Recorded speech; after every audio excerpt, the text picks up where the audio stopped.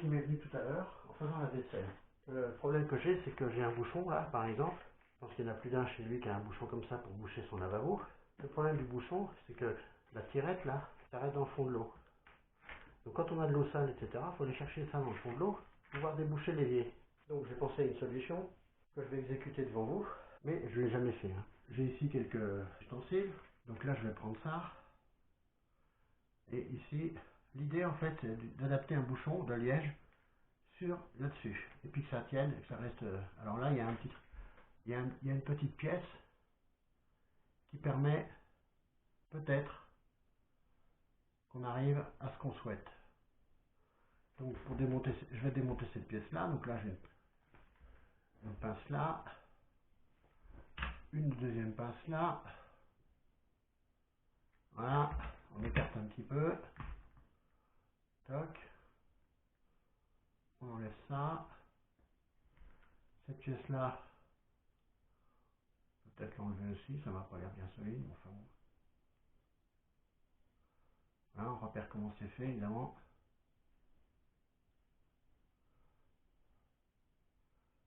Voilà. Pas idiot du tout. Voilà, donc la pièce est enlevée.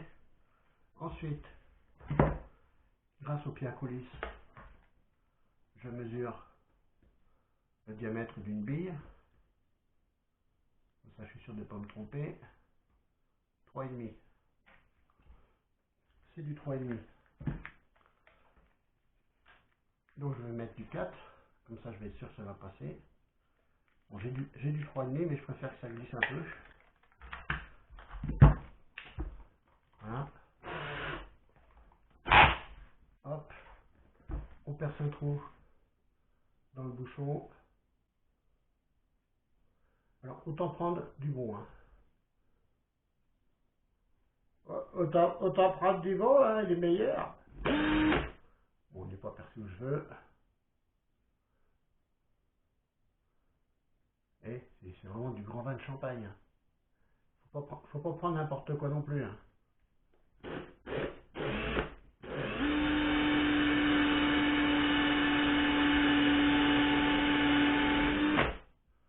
Voilà, donc normalement ça a percé. Hein.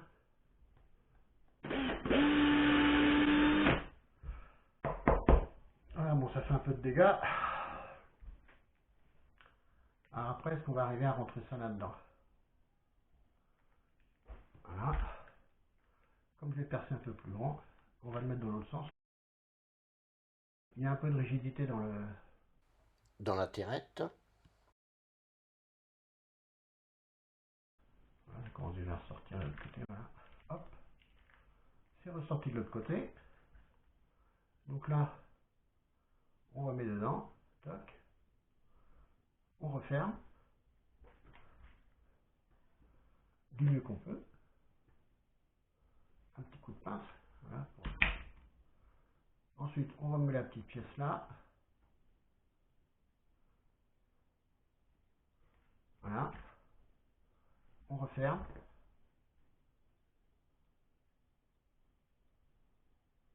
Voilà, c'est fermé. Maintenant, le bouchon, il va plus sortir. Et maintenant, on va voir. Donc ça coule. Et le bouchon revient en surface. Donc plus de problème. Plus de problème pour déboucher l'évier. Ce bouchon qui permet donc de récupérer, comme on a vu. Le problème, c'est que ça, quand c'est dans l'eau, bon, ça flotte, mais vu que c'est volumineux, etc., si ça baigne quand même dans l'eau, on peut toucher l'eau en le prenant. Et s'ils sont mouillés, on touche l'eau quand même. Donc si l'eau est sale, c'est pas très agréable. Donc après avoir consulté des sites, dont un site qui disait que si on veut que le bouchon soit debout, il faut qu'il y ait plus d'eau, il ne propose pas d'autre solution. Ben, en fait, il y a une autre solution. Si on veut que le bouchon soit debout, il faut le rapetisser. Donc en fait, j'ai tout démonté et je suis arrivé à cette solution de couper le bouchon pour avoir juste une rondelle, de façon à ce que quand il est dans l'eau, même avec très peu de poids en dessous, le bouchon il tient debout. Donc il reste maintenant à résoudre le problème de manipuler le bouchon tout en gardant les mains au sec.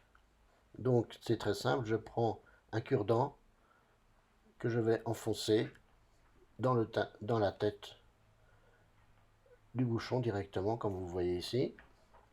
Voilà, je l'enfonce, je vérifie en dessous que ça dépasse, que le cure-dent affleure sur la partie inférieure du bouchon.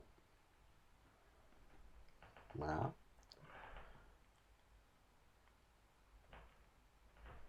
J'enfonce juste ce qu'il faut. Ensuite, un petit coup de sécateur à peu près à la moitié. Voilà.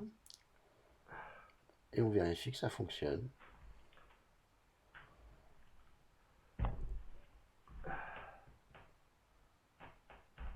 Voilà, très pratique. Je m'en bouche un coin moi-même. N'hésitez pas donc à vous abonner en cliquant sur le petit personnage en haut à droite de votre écran. Abonnez-vous à Conseil à 2 balles, c'est gratuit, ça ne coûte rien. À bientôt.